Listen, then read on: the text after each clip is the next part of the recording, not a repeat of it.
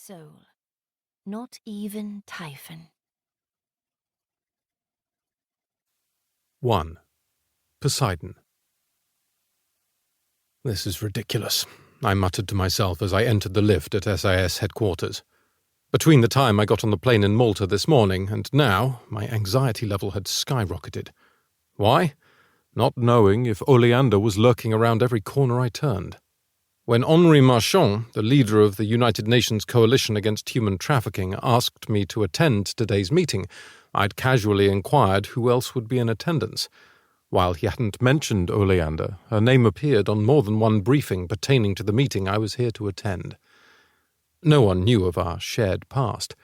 While romantic relationships were technically permitted at the Royal Military Academy, the amount of hazing cadets received when it became public was enough of a deterrent for most not to engage in one. Neither Oleander nor I would ever have been considered like most. When I reached the 6th floor and stepped out into the corridor, I was greeted by a page who escorted me to a conference room, where only one person waited.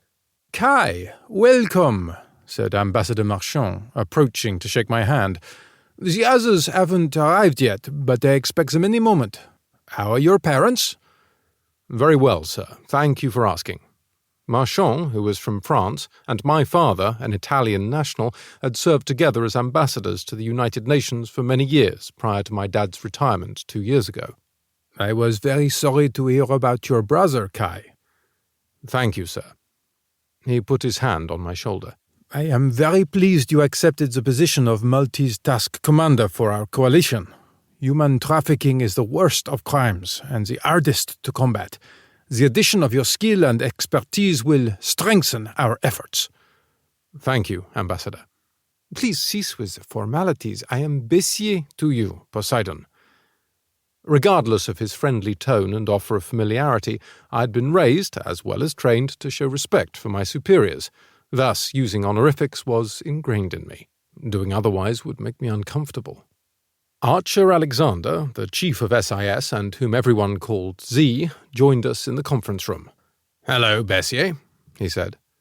I waited while he introduced Marchand to Philip Cappas, a.k.a. Ares, the U.S. Task Force commander, and to Kennedy Whitaker. Also known as Wren, she was Z's daughter, as well as one of the world's preeminent intelligence agents.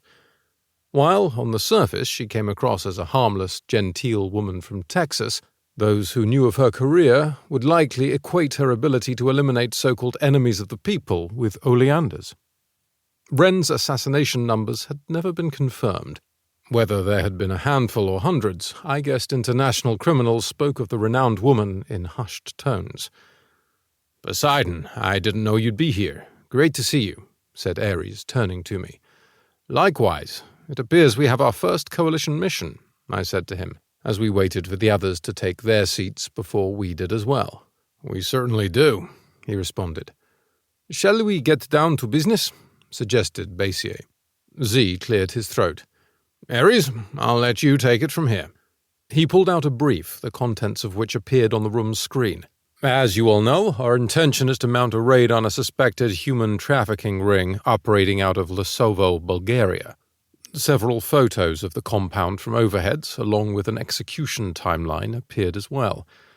According to what I'd read in an earlier brief, Margot Nemesis Jordan had received intel from the UN Office on Drugs and Crime, suggesting that at least one container of trafficked victims was en route to the port of Purfleet on the River Thames, estimated to arrive the following day.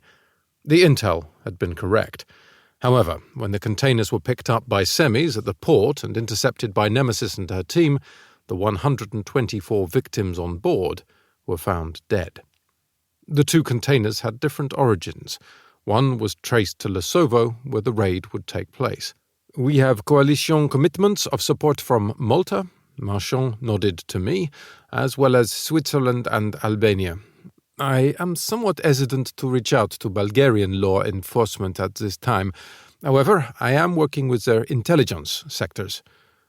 "You have whatever support you require from SIS," offered Z. "When do you envision mobilization?" I asked Ares.